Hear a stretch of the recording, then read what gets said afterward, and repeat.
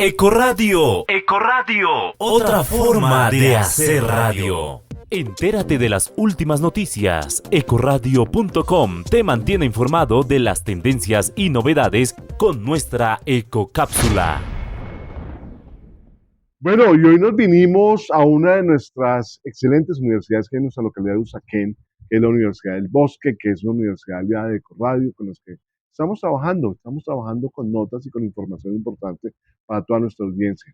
Y me encuentro hoy con el profe, digo profe de confianza, Jorge Noriega, él es ecólogo. Profe, bienvenido a Usaquén de Ecoradio. Gracias, muy amable por esta maravillosa invitación. Un gusto estar aquí con toda tu audiencia y bueno, abierto a resolver muchas dudas y tratar de hablar un poco más de este tema tan interesante. En estos días se está conmemorando la fecha del Día del Árbol, la celebración del Día del Árbol. Cuando habla uno y piensa en árboles, yo directamente pienso en deforestación, y ahora que se viene el fenómeno del niño, pues obviamente son temas que lamentablemente los seres humanos como que no hemos entendido cómo es que funciona esto. Pero hay que decirlo, ¿por qué? Para los que no saben, no sabemos por qué es importante un árbol.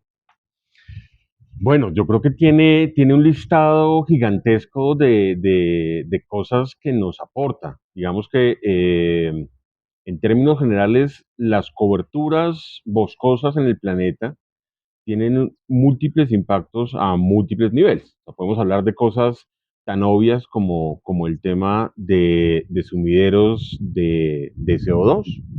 Eh, un árbol captura el CO2 que hay en el ambiente y produce oxígeno. Entonces ya ahí, empezando por ese aspecto como tan elemental y tan obvio, pues básicamente si no tuviéramos toda esa cobertura, pues básicamente nuestra calidad del aire se vería fuertemente afectada. Tenemos cosas como biodiversidad, tenemos cosas como recursos, tenemos cosas como protección del suelo, protección de todo el ciclo del agua. Eh, Hay una serie innumerable de cosas que, como pasa con mucha frecuencia, cuando las tenemos no las valoramos y cuando desaparecen nos damos cuenta de lo importante que era. Eso significa que cuando habla de árboles, hablamos de vida, está directamente relacionado. Y directamente relacionado. O sea, tumbar un árbol significa matar. No solo matar el árbol, sino matar muchas posibilidades de vida. Sí, porque además los árboles por sí mismos no solamente nos brindan una cantidad de servicios y de beneficios en múltiples niveles, sino que también hacen parte de una gran cantidad de cadenas tróficas, son un sitio en que muchos seres vivos los utilizan para vivir, o sea, son al mismo tiempo que es un organismo, es también un hábitat. Entonces, en ese sentido, son muy importantes, son muy complejos, generan interacciones a múltiples niveles. Hay estudios que han evidenciado que todo el sistema radicular, todo lo que son las raíces, hay todo un tema de comunicación entre diferentes plantas en términos de compuestos químicos, en términos de alelopatía, de cosas que se aportan, de cosas que se rechazan, de cosas que se complementan, y hay todo un mundo desde lo microscópico hasta lo macro, ¿no? Colombia, nuestra situación de deforestación aumenta todos los años, lamentablemente, por muchas razones. Uno puede hablar de que correr las fronteras de agricultura, de ganadería, eso genera un problema, una problemática. Todo el tema de, lamentablemente, cultivos ilícitos, todo el tema de minería ilegal, nos genera un problema gravísimo. Y fuera de eso, la convivencia del ser humano con la parte verde. Por ejemplo, voy a tocar un punto de nuestra localidad. Se viene la ampliación de la autopista norte y ese tiene un corredor ahí que es el humedal con muchos árboles. ¿Cómo, cómo convivir? ¿Cómo compensar? Digamos, ante este panorama, ¿qué hacer? Es un panorama muy crítico. Digamos que el pico de deforestación en Colombia, según lo que tenemos dateado hasta el momento, fue en el 2017. Ese año tuvimos 220.000 hectáreas deforestadas. Eh, los siguientes años bajó un poquito, digamos que durante la pandemia bajó, pero los últimos datos del año pasado, 2022, hubo como una recuperación del impacto de la deforestación especialmente en lo que llamamos el arco norte de la Amazonía, todo lo que es Meta, Caquetá,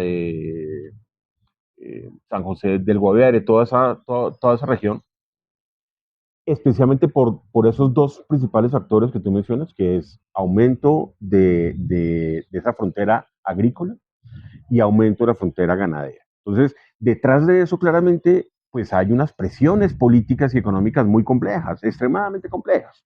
Entonces, pues digamos que uno podría pensar que podrían haber como diferentes estrategias a diferentes niveles, ¿no? Estrategias que puede hacer el ciudadano desde su casa, el ciudadano de a pie, que puede tratar de tomar conciencia sobre el tema y tratar de hacer pequeñas medidas que pueden llegar a tener un impacto acumulado, pero también hay que pensar en medidas a una escala meso y a una escala macro, ¿no? O sea, sin duda hay que generar todas unas políticas muy claras de conservación, y ya se ha dicho además en muchos contextos que ya ni siquiera la conservación puede llegar a tener un impacto positivo, que hay que pensar en restauración, que ya es tal el impacto que ni siquiera conservando tendría un efecto positivo, sino hay que restaurar. Entonces hay que tomar medidas ya no solamente como pasivas, sino medidas mucho más activas, ¿no?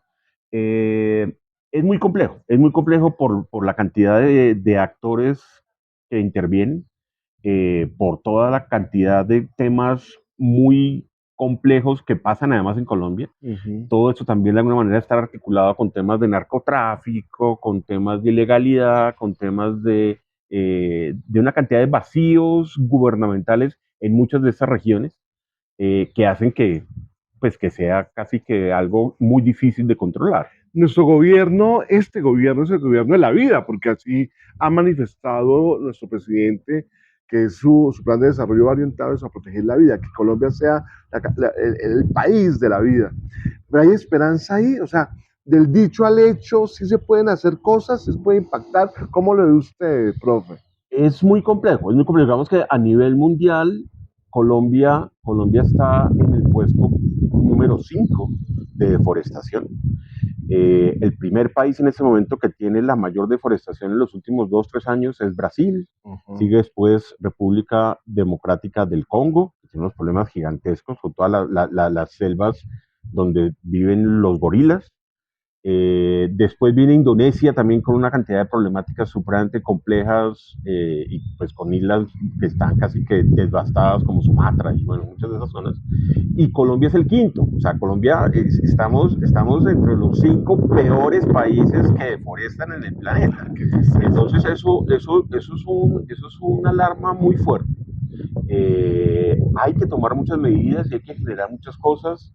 Lamentablemente estamos en un punto en que ya una sola cosa no sirve, hay que actuar en múltiples frentes y tratar de hacer como medidas que integren muchas de estas cosas, desde la conciencia ciudadana hasta actividades pequeñas con colegios de niños, de ir a sembrar árboles, de concientizar en los temas Y ahí de hay una pregunta, profe, claro. ¿qué sembrar? ¿Qué árboles sembrar?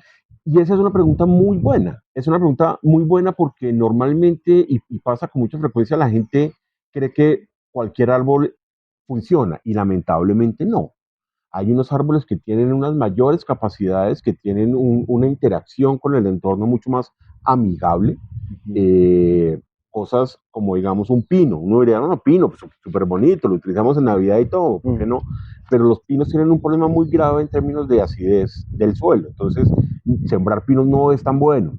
Entonces, hay una cantidad de plantas nativas, típicas de determinados sitios, que deberían ser las prioritarias para este tipo de programas. Entonces, hay que, digamos que, hacer todo un ejercicio de concientización, pero también paralelo de formación y de buscar los datos que se requieren para los contextos en los que estamos trabajando de manera específica.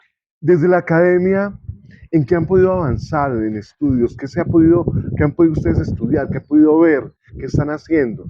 Sí, pues digamos que se trabajan en múltiples frentes. desde temas de concientización, que yo creo que son muy, muy importantes, ¿no? De generar como conciencia en términos de la información básica, y se están trabajando pues a diferentes escalas. Digamos que en la Facultad de Ingeniería tenemos proyectos de diferentes niveles, desde trabajando con comunidades, trabajando a nivel del paisaje, trabajando a nivel de los ciclos del suelo y la interacción entre diferentes microorganismos.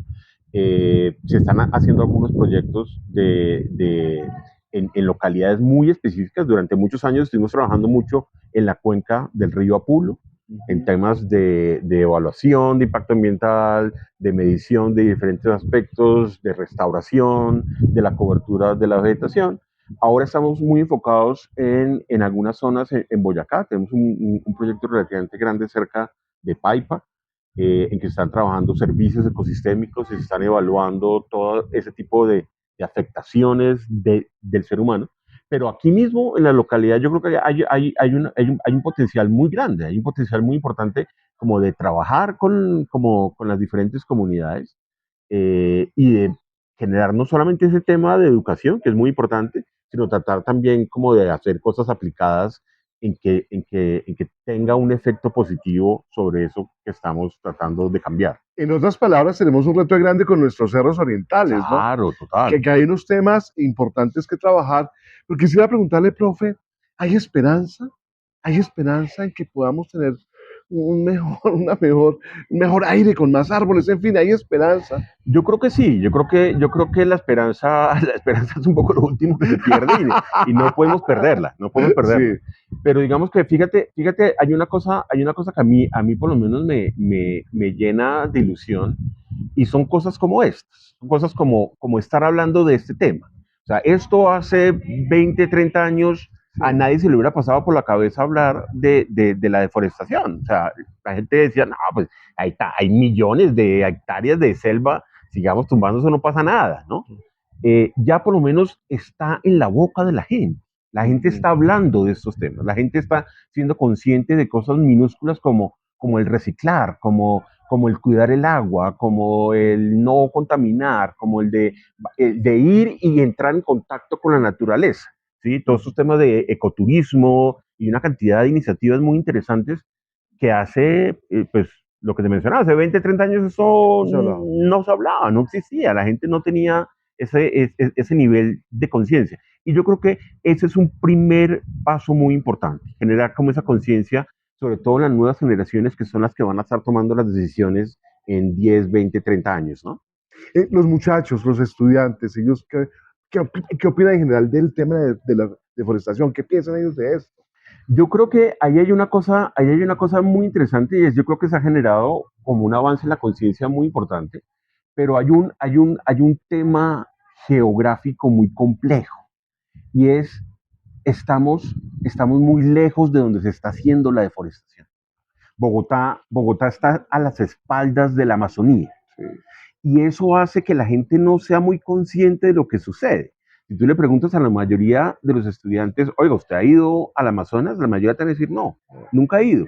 Es muy lejos, es costoso, no es fácil llegar, uy, qué peligro, no, con esa cantidad de bichos, y te sacan 10.000 excusas, y eso hace que no haya como una relación más estrecha con esos temas como la que queremos que exista. Eso es algo que hay que cambiar, y, digamos, y se está cambiando desde programas como biología y programas como ingeniería ambiental, que están haciendo actividades y salidas de campo, y muchas de las materias están tratando de volcarse a Orinoquía y Amazonía, que son como esos dos grandes núcleos importantes de temas de deforestación. Entonces, yo creo que eso es algo que está cambiando lentamente, pero vamos en esa dirección. Eso significa que ahí tendríamos un reto desde Ecoradio para comenzar a preguntar, venir a la universidad con mayor frecuencia, para que hablemos de ese tema y lo mostremos, ¿no? Total. Y ahí es un compromiso de parte nuestra de poderlo hacer. Profe, un mensaje de cierre para nuestro programa de Usaquén aquí en Ecoradio, otra forma de hacer radio. Nada, pues yo creo que, pues, ante todo, una cosa muy importante es ese vínculo con la naturaleza. Es algo que tenemos que recuperar. Yo creo que lo hemos perdido con los años, y es muy triste que tú le preguntes a un niño pequeño, oiga, dígame un animal, y lo que se le ocurre son animales que no tienen nada que ver con nuestro entorno, ¿no? Te habla del elefante, o de la jirafa, o de la ballena, o de una cantidad de cosas, y aquí solamente en nuestro entorno hay una cantidad de seres vivos que valdría la pena como tratar de apropiarnos y de acercarnos a ellos y de acercarnos a esa naturaleza. Y ese acercamiento a la naturaleza yo creo que puede ser una herramienta muy importante para empoderarnos y poder de alguna manera ser conscientes del papel que tenemos a nivel de conservarla. Sensacional. Sí. Si conocemos lo que tenemos y nos apropiamos de ello, las probabilidades de conservarlo y de que perdure para las siguientes generaciones es mucho mayor. La clave entonces es conozcámoslos, reconozcámoslos para poderlos valorar. Esa sería como mi conclusión Total. de esta gran nota. Ahora, cuando veamos un árbol es fuente de vida. Ahora, los árboles se enferman, ¿no? Claro, Se enferma como un ser vivo, ¿no? Como Y hay cualquier que ser vivo. tumbarlos y hay que renovar, Sí, en fin, sí, todo sí, eso es no, parte normal. del ciclo normal de la naturaleza. O sea, todo nace, tiene un proceso de desarrollo y se muere, y pues eso hay que entenderlo y pues hacemos parte de ello. Así que Profe, nuevamente, mil gracias por haber estado con nosotros en Vius muchas aquí en gracias. Ecoradio. Y continuamos acá en Ecoradio, en Vius Usaquén. Esta es una nota desde la Universidad del Bosque, en nuestra localidad de Usaquén. Les habló César Augusto Cataño. Y sigan conectados con Ecoradio, que Ecoradio es otra forma de hacer radio. Chao, chao. La mejor música, el mejor contenido y los mejores programas en La Mejor. Ecoradio, otra forma de hacer radio. Ey, Ecoradio con K.